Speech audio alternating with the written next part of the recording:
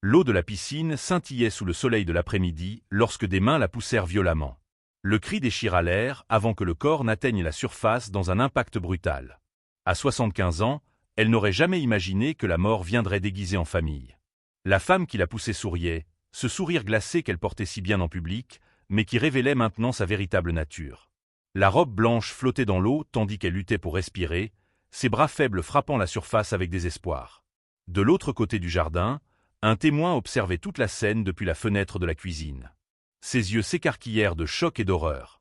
23 ans à travailler dans cette maison l'avaient préparé à bien des choses, mais pas à assister à une tentative de meurtre en plein jour. Ses mains tremblaient en tenant le téléphone, partager entre appeler les secours ou courir sauver la patronne qu'elle aimait comme une mère. La décision vint rapidement lorsqu'elle vit le corps s'enfoncer complètement. La demeure, située dans l'un des quartiers les plus riches de la ville, cachait des secrets que ni l'argent ni la réputation ne pouvaient effacer. À l'extérieur, elle représentait le symbole parfait de la réussite américaine. Jardins impeccables, architecture imposante, fêtes réunissant l'élite locale. À l'intérieur, c'était un champ de bataille où l'ambition affrontait l'amour, où le masque de la perfection dissimulait des intentions mortelles. Tout avait commencé 6 mois plus tôt, quand le fils ramena à la maison la femme qui promettait d'être l'épouse idéale. Elle était arrivée avec des valises de luxe et un curriculum impressionnant. Diplômée en administration, expérience dans de grandes entreprises, beauté qui faisait tourner les têtes. La belle-mère accueillit la bru à bras ouverts, heureuse de voir son fils enfin établi après des années consacrées uniquement aux affaires. L'empire familial valait des milliards, construit avec sueur et sacrifice au fil des décennies. La matriarche contrôlait encore 60% des actions de l'entreprise et était la propriétaire légale de la demeure. Son nom figurait sur tous les documents importants, une protection que son défunt mari avait insisté à maintenir. Les premiers mois semblèrent harmonieux. La bru participait au dîner, souriait sur les photos, accompagnait la famille aux événements mondains. Mais, lorsque les portes se fermaient et que le fils partait en voyage d'affaires, une autre personne surgissait. Les remarques acides commencèrent subtilement, presque imperceptibles. Des critiques déguisées en préoccupation sur la santé de la belle-mère, des suggestions insinuant qu'elle devenait confuse, des sous-entendus laissant entendre qu'elle n'était plus capable de prendre des décisions importantes. La domestique le remarqua la première. Elle était là tous les jours, témoin des changements progressifs. Elle voyait comment la bru parlait à la belle-mère lorsqu'elle pensait être seule, le ton de voix complètement différent de celui utilisé en public. Elle observait comment certains objets disparaissaient pour réapparaître dans des endroits étranges, toujours suivis de commentaires sur la mémoire défaillante de l'aîné. De petits accidents commencèrent à se produire avec une fréquence suspecte. Un tapis desserré en haut de l'escalier, des médicaments échangés, de la nourriture au goût étrange. Le fils voyageait constamment, développant les affaires dans d'autres États. Son absence créait l'espace parfait pour l'escalade des tensions dans la demeure. Lorsqu'il était présent, l'épouse se transformait en partenaire idéal, attentionnée et affectueuse. Il ne voyait pas les conversations chuchotées, les regards menaçants, les petits actes de cruauté psychologique qui se déroulaient hors de sa vue. La mère tenta de parler à plusieurs reprises, mais ses mots sortaient confus, trop chargés d'émotions, faciles à interpréter comme des exagérations ou une sénilité. La situation s'aggrava lorsque la bru commença à parler de changement. Elle suggéra que sa belle-mère envisage une maison de retraite, où elle bénéficierait de soins spécialisés et de la compagnie de personnes de son âge. Elle apporta des brochures de lieux luxueux, vantant les avantages et les activités. Le fils considéra l'idée un instant, inquiet pour le bien-être de sa mère, mais celle-ci refusa avec véhémence. C'était sa maison, construite avec son mari, pleine de souvenirs et d'histoires. Elle ne partirait pas tant qu'elle aurait la force d'y rester. Ce refus déclencha quelque chose de sombre. Les accidents devinrent plus graves et fréquents. Une chute dans l'escalier qui entraîna des ecchymoses, une fuite de gaz dans la cuisine découverte à temps, les freins de la voiture qui lâchèrent mystérieusement. La domestique commença à tout documenter en secret, prenant des photos, enregistrant des conversations, notant date et heure. Elle savait qu'un jour ces preuves seraient nécessaires, mais craignait d'être renvoyée avant de pouvoir protéger correctement sa patronne. L'horreur véritable commença l'après-midi où le fils annonça un autre voyage d'affaires. Il partirait le matin même et s'absenterait 5 jours. L'épouse sourit doucement, l'embrassa pour lui dire adieu, fit un signe de la main depuis le balcon. Dès que la voiture disparut au tournant de la rue, le sourire s'évanouit. Elle entra dans la maison d'un pas déterminé, monta jusqu'à la chambre de sa belle-mère et verrouilla la porte de l'extérieur. Pendant 2 jours, l'aîné resta enfermé, recevant seulement de l'eau et des morceaux de pain. La domestique tenta d'intervenir, mais fut menacée de licenciement et de la destruction de sa réputation. Le 3e jour, quelque chose changea dans les yeux de la bru. Une détermination froide et calculée. Elle déverrouilla la porte, aida sa belle-mère à descendre les escaliers avec une fausse gentillesse, suggéra une promenade dans le jardin pour prendre l'air. L'aînée, affaiblie et désorientée par la privation, accepta le soutien. Elles marchèrent lentement jusqu'à la piscine, où le soleil de l'après-midi créait des reflets dorés sur l'eau cristalline. Ce fut alors que tout se déroula au ralenti. Les mains qui soutenaient devinrent des armes, la poussée violente, le cri désespéré, l'eau engloutissant le corps fragile. La domestique lâcha tout et courut. Ses pieds nus frappaient le sol de pierre tandis qu'elle criait à l'aide. Elle plongea dans la piscine sans hésiter, tirant le corps submergé à la surface. La bru resta immobile au bord, observant avec une expression vide, comme si elle assistait à un film et non à une tentative de meurtre. Le vacarme attira des voisins, des gardes de sécurité, jusqu'à une ambulance qui passait à proximité. En quelques minutes, la scène paisible de la demeure se transforma en chaos maîtrisé. Si cette histoire vous plaît, n'oubliez pas de vous abonner à la chaîne pour suivre le dénouement de cette intrigue choquante. L'ambulance emmena la vieille dame trempée à l'hôpital le plus proche. De l'eau coulait encore de ses cheveux gris, tandis que les ambulanciers vérifiaient ses signes vitaux. Elle toussait violemment, expulsant le liquide qui avait envahi ses poumons, les yeux écarquillés de terreur et de confusion. La domestique suivit dans le véhicule, tenant la main tremblante de sa patronne, murmurant des mots de réconfort qu'elle peinait à articuler à travers ses propres larmes. La bru resta derrière dans la demeure, déjà en train de répéter sa version des événements pour quiconque voudrait l'entendre. À l'hôpital, les médecins travaillèrent rapidement. Hypothermie légère, eau dans les poumons, choc émotionnel sévère. La patiente serait hospitalisée pour observation pendant au moins 48 heures. Lorsqu'elle put parler, ses premiers mots furent une demande désespérée de ne pas appeler son fils. Elle ne voulait pas l'inquiéter pendant son voyage d'affaires, elle ne voulait pas gâcher le contrat important qu'il était en train de conclure. La domestique ignora la demande et composa immédiatement le numéro. Il répondit au troisième appel, sa voix joyeuse résonnant depuis un restaurant animé où il célébrait la conclusion de l'accord millionnaire. La joie s'évapora lorsqu'il apprit l'accident. Il annula brusquement les réunions, ses rendez-vous, prit le premier vol disponible pour rentrer chez lui. Pendant les 5 heures de voyage, son estomac se nouait de préoccupation et de culpabilité. Il aurait dû remarquer quelque chose, il aurait dû passer plus de temps à la maison, il aurait dû prêter plus d'attention aux signes qui semblaient maintenant si évidents. Pendant ce temps, la bru mit en œuvre son plan alternatif. Elle appela des amies influentes, racontant une histoire soigneusement construite sur la belle-mère de plus en plus confuse et sujette aux accidents. Elle mentionna des épisodes inventés de désorientation, parla de préoccupations liées à la démence, suggéra que la chute dans la piscine résultait d'un moment de déséquilibre mental. Elle posta sur les réseaux sociaux des messages vagues sur des difficultés familiales et la douleur de voir vieillir des proches.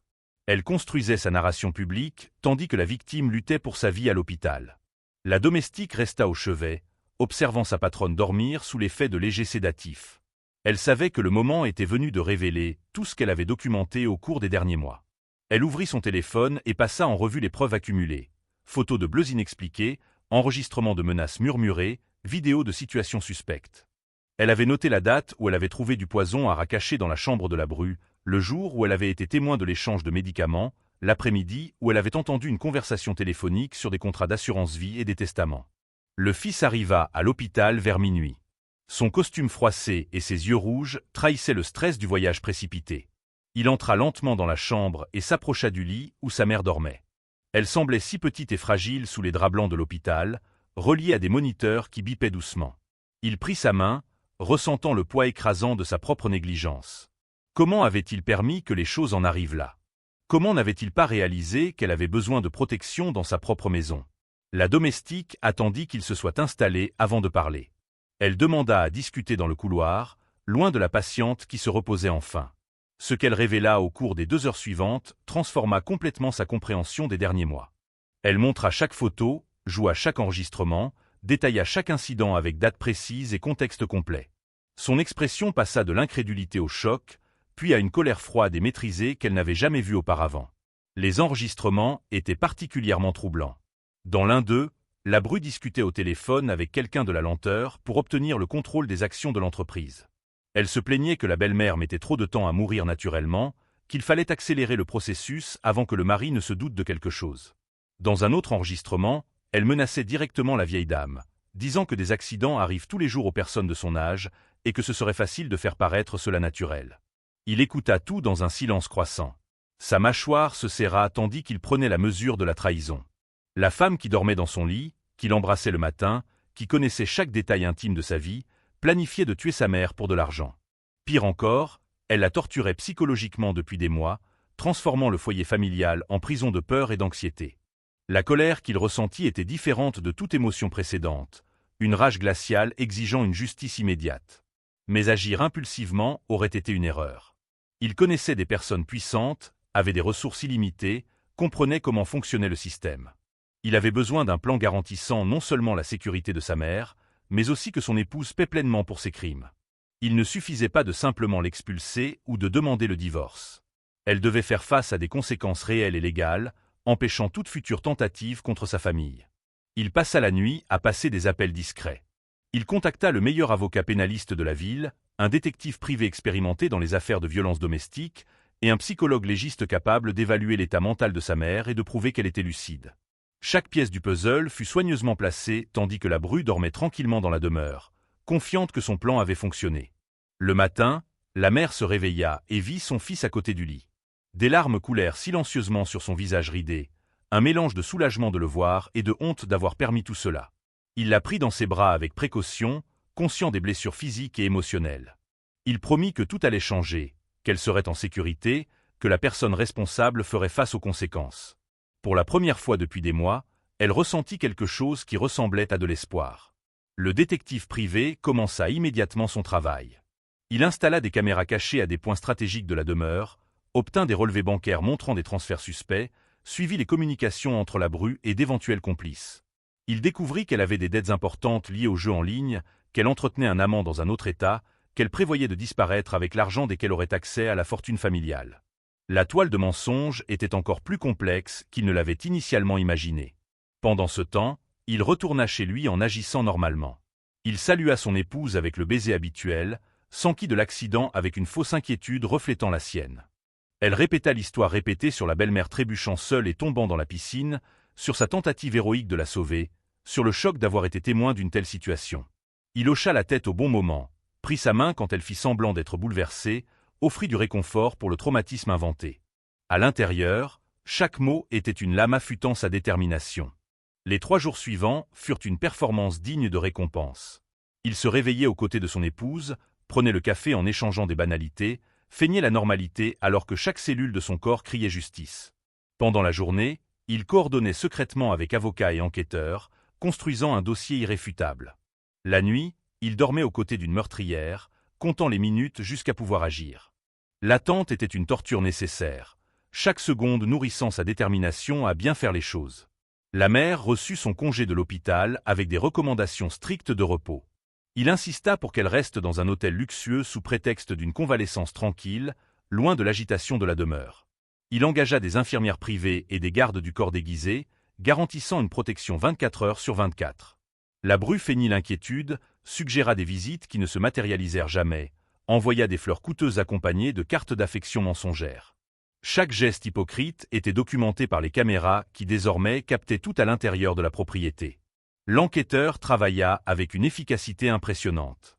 Il retraça toutes les communications de la bru des 8 derniers mois, découvrant un réseau élaboré de manipulation. Elle avait des comptes bancaires secrets au nom de sociétés écrans, des billets achetés pour des destinations sans extradition, des documents falsifiés prêts pour une nouvelle identité. Elle prévoyait de disparaître 3 jours après avoir réussi à transférer actions et propriétés à son nom. L'amant l'attendait déjà sur une île tropicale, ignorant qu'elle prévoyait aussi de l'éliminer dès qu'il ne serait plus utile. Les preuves s'accumulaient comme des pièces d'un puzzle macabre. Des conversations interceptées révélaient des négociations avec un faussaire spécialisé dans les testaments et procurations. Des dossiers médicaux montraient qu'elle avait fait de longues recherches sur des poisons indétectables lors d'autopsies de routine. L'historique de navigation incluait des forums obscurs discutant de méthodes de meurtre déguisées en accidents domestiques. Chaque découverte était plus perturbante que la précédente. L'avocat pénaliste monta une stratégie juridique impeccable. Il réunit des témoins ayant remarqué des changements dans le comportement de l'aîné après l'arrivée de la bru. Il obtint des témoignages d'employés de l'entreprise familiale ayant vu des tentatives subtiles de miner la réputation de la matriarche. Il collecta des preuves médicales démontrant qu'elle était parfaitement lucide, détruisant tout récit de démence qui aurait pu servir de défense. L'affaire était pratiquement prête à être présentée aux autorités. Pendant ce temps, la bru intensifia ses manœuvres. Avec la belle-mère hors de la demeure, Elle en profita pour fouiller les documents du bureau privé. Elle cherchait le testament original, d'anciennes procurations, tout papier qu'elle pourrait altérer ou détruire. Les caméras cachées enregistrèrent tout. Ses mains nerveuses ouvrant des tiroirs fermés, ses yeux parcourant des contrats, sa frustration de ne pas trouver ce qu'elle cherchait. Elle ignorait que les documents importants étaient en sécurité dans un coffre bancaire depuis le début des soupçons. Il regardait les enregistrements chaque soir dans un bureau loué loin de la maison.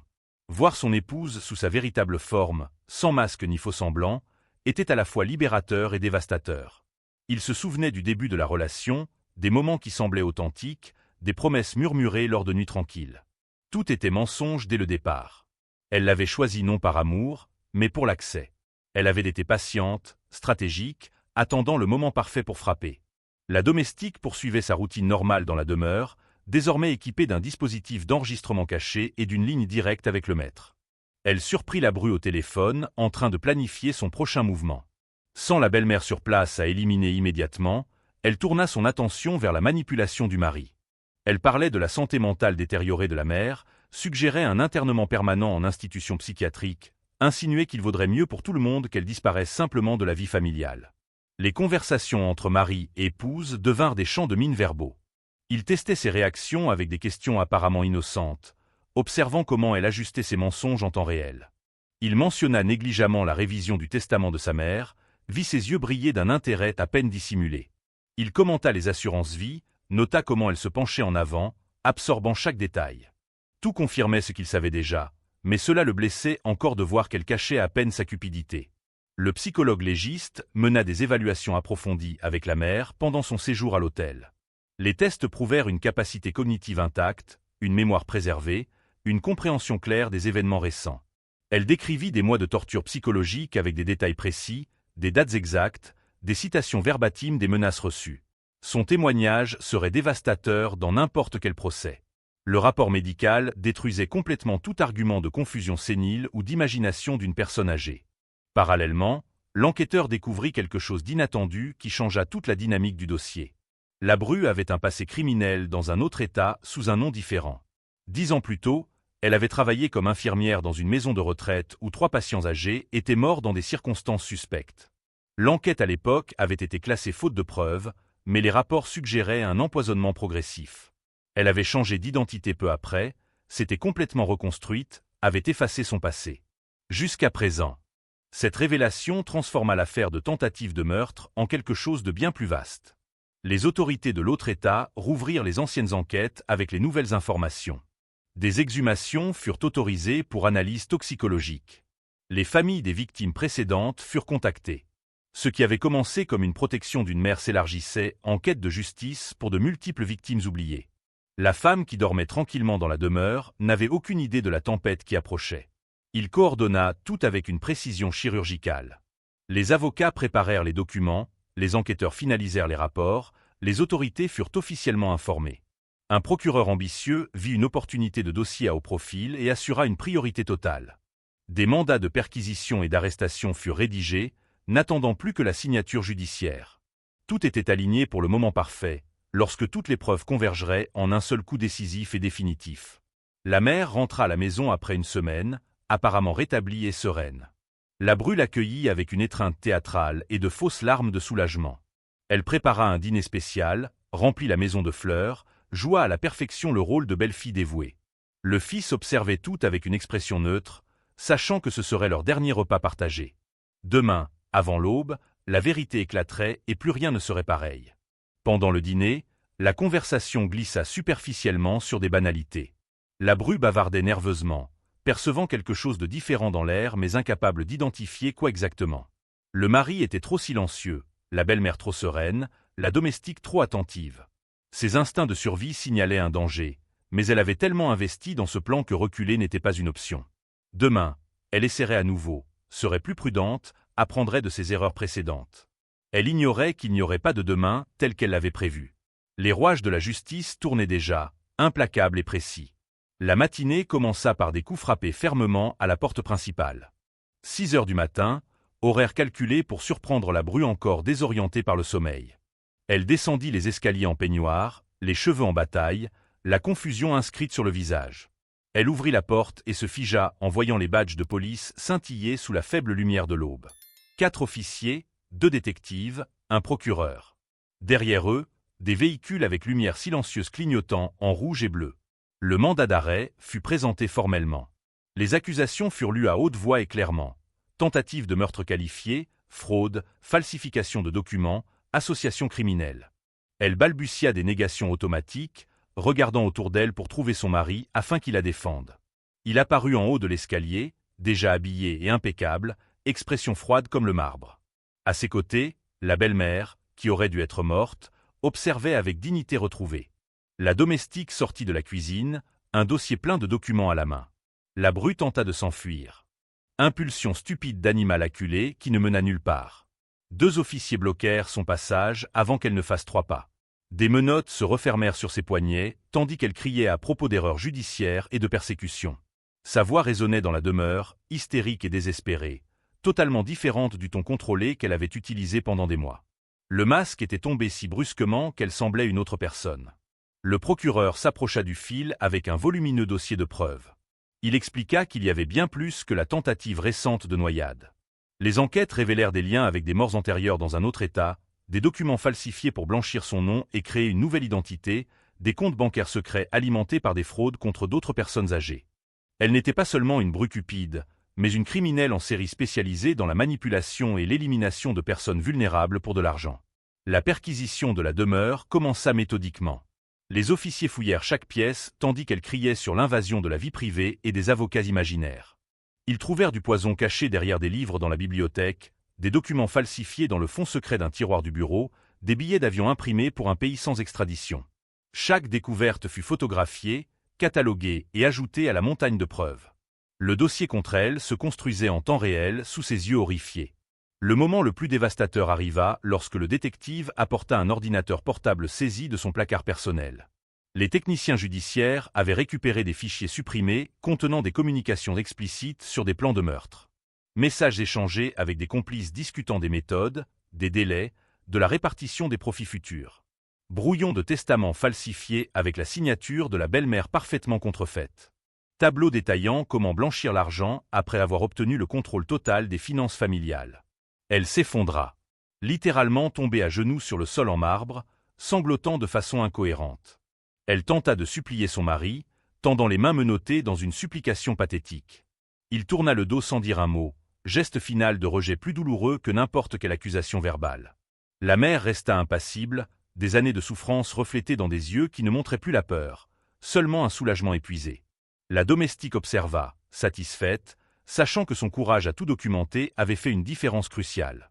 Les voisins commencèrent à apparaître aux fenêtres, attirés par le mouvement inhabituel. Les commérages commenceraient avant même que les voitures de police ne quittent la propriété. La réputation soigneusement construite de la bru comme épouse parfaite s'évaporerait en quelques minutes, remplacée par des gros titres sensationnalistes sur la veuve noire moderne. Les réseaux sociaux exploseraient de spéculations, les amis qui la défendaient auparavant se précipiteraient pour supprimer des photos et nier toute association. Le procureur révéla un autre retournement choquant. Les enquêtes sur l'historique bancaire montrèrent que l'amant attendant sur l'île était déjà mort depuis 2 semaines. Apparente overdose de drogue que l'analyse toxicologique révéla être un empoisonnement délibéré. Elle l'avait éliminé préventivement, ne voulant pas partager des fortunes futures avec un témoin gênant. La femme pleurant sur le sol était une tueuse accomplie, pas seulement une tentative ratée. Elle avait tué auparavant et tuerait encore sans hésitation. Alors qu'on la conduisait au véhicule, elle tenta un dernier geste désespéré. Elle cria qu'elle était enceinte, des larmes coulant dramatiquement sur un visage maquillé de mascara. Le mari ne cligna même pas. Les enquêteurs avaient déjà vérifié les dossiers médicaux, confirmant qu'elle prenait des contraceptifs religieusement et avait subi une ligature des trompes il y a 3 ans. Encore un mensonge pathétique d'une personne incapable d'honnêteté même face à une défaite totale. Le véhicule partit avec elle, hurlant derrière les barreaux de sécurité. Les sirènes déchirèrent le silence du quartier aisé, annonçant que ni argent ni adresse ne protégeaient des conséquences. Les journalistes commençaient déjà à arriver, attirés par les scandales impliquant des milliardaires et des tentatives de meurtre. La demeure serait encerclée par les médias pendant des semaines, chaque détail sordide exposé pour le public. Dans la maison enfin silencieuse, 3 personnes s'étreignirent avec une émotion brute. Mère, fils et domestique loyal, unis par une épreuve qui avait presque détruit toute la famille. Les larmes coulaient librement maintenant, non pas de peur ou de désespoir, mais de soulagement profond. La menace avait été neutralisée, la justice serait rendue, la sécurité restaurée. Il faudrait du temps pour guérir les blessures émotionnelles, mais au moins ils pouvaient commencer à vivre sans regarder constamment par-dessus leur épaule. L'avocat s'assura que le procès pénal serait exemplaire. Avec la quantité de preuves collectées et la gravité des accusations, la condamnation était une certitude absolue. Le parquet chercherait la peine maximale, sans possibilité de libération conditionnelle. Les victimes précédentes auraient enfin justice, les familles obtiendraient clôture, la société serait protégée d'une prédatrice dangereuse. L'affaire établirait un précédent important sur la protection des personnes âgées contre les abus financiers et physiques. Dans les jours suivants, d'autres victimes apparurent. Des personnes âgées qui avaient été ciblées par elle dans des stratagèmes mineurs avant qu'elle ne perfectionne ses méthodes. Des familles qui suspectaient des héritages volés mais n'avaient jamais eu de preuves. Une par une, elles témoignèrent contre elle, construisant un dossier si solide que même la meilleure défense du pays ne pourrait contester. Le jury mettrait moins de 2 heures à délibérer lorsqu'arriverait le procès. La mère dormit enfin sans cauchemar pour la première fois depuis 8 mois. Elle se réveilla dans son propre lit, dans une maison redevenue un foyer sûr, entourée de personnes qui l'aimaient véritablement. Les fenêtres ouvertes laissaient entrer la brise fraîche sans apporter de peur. Le petit déjeuner fut préparé sans souci de nourriture empoisonnée. Chaque moment trivial semblait un petit miracle après avoir vécu si longtemps sous menace constante. Le fils promit de ne plus jamais négliger sa famille au profit des affaires. Il réorganisa ses priorités, délégua des responsabilités, s'engagea à être présent. L'argent ne signifiait rien s'il perdait les personnes qui comptaient réellement. Avoir failli apprendre cette leçon trop tard laissa une marque permanente dans sa conscience. Il utiliserait cette expérience pour s'améliorer, grandir, apprécier le temps tant qu'il le pouvait.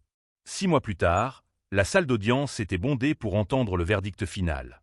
Des journalistes occupaient la moitié des bancs, les familles des victimes précédentes remplissaient le reste. L'accusé entra escorté, cheveux ternes, visage pâle et vieilli. La détention provisoire avait détruit l'apparence soignée qu'elle entretenait avec tant de soin. Son avocat semblait vaincu avant même que le juge ne commence à parler. Impossible de défendre l'indéfendable lorsque les preuves étaient si accablantes. Le juge lut chaque accusation d'une voix grave et solennelle. Coupable sur tous les chefs. Tentative de meurtre, fraude qualifiée, falsification de documents, association criminelle, meurtre prémédité du complice. Le jury avait délibéré en seulement 90 minutes, record pour une affaire aussi complexe. Unanimité absolue sur chaque verdict. La galerie éclata en murmures tandis qu'elle restait immobile, comprenant enfin qu'il n'y avait aucune échappatoire. La sentence tomba, dure et définitive. 50 ans sans possibilité de libération conditionnelle. Avec son âge actuel, cela signifiait, en pratique, une peine de prison à perpétuité. Le juge expliqua son raisonnement en détail. Dangerosité extrême, absence totale de remords, schéma établi de prédation contre les vulnérables. La société avait besoin d'être protégée contre quelqu'un qui considérait les personnes âgées comme des cibles financières jetables. Chaque mot enfonçait un clou dans le cercueil de sa liberté. Les familles des victimes précédentes pleurèrent de soulagement. Des décennies de doutes et de soupçons enfin validés par le système judiciaire. Leurs proches n'étaient pas morts naturellement comme on l'avait affirmé au départ, mais avaient été assassinés méthodiquement par pure cupidité. Une justice tardive valait mieux qu'aucune justice. Certains crièrent des mots de colère tandis que les officiers emmenaient la condamnée, d'autres se contentèrent d'observer en silence, traitant un sentiment de clôture émotionnelle complexe. La mère ne se rendit pas au tribunal. Elle suivit depuis la maison via une diffusion en direct, tenant la main de son fils tandis que le verdict était lu. Lorsque la sentence fut annoncée, des larmes coulèrent silencieusement sur ses joues ridées. Ce n'étaient pas des larmes de vengeance ou de satisfaction cruelle, mais de profond soulagement mêlé de tristesse face à une humanité capable d'une telle cruauté. Elle avait survécu, mais les cicatrices émotionnelles resteraient à jamais. Dans les mois qui suivirent, la vie reprit progressivement son cours normal. La demeure fut entièrement rénovée, effaçant les souvenirs physiques des événements traumatiques. La piscine fut redessinée, les jardins replantés, les pièces repeintes dans des couleurs plus chaudes et accueillantes. Transformer l'espace aidait à transformer les souvenirs, créant une distance psychologique avec la période sombre. La maison redevint un véritable foyer, non plus un décor de cauchemar. Le fils réduisit drastiquement ses voyages d'affaires. Il promut des cadres fiables à des postes de direction, lui permettant de superviser à distance sans s'absenter pendant des semaines. Les dîners en famille devinrent sacrés, protégés de toute interruption professionnelle. Il apprit la différence entre vivre pour travailler et travailler pour vivre. La richesse accumulée ne signifiait rien s'il perdait les personnes vraiment irremplaçables. Quasi apprendre cette leçon trop tard laissa une marque permanente dans sa conscience. Il utiliserait cette expérience pour s'améliorer, grandir et apprécier le temps tant qu'il le pouvait. La domestique reçut une reconnaissance officielle pour son courage.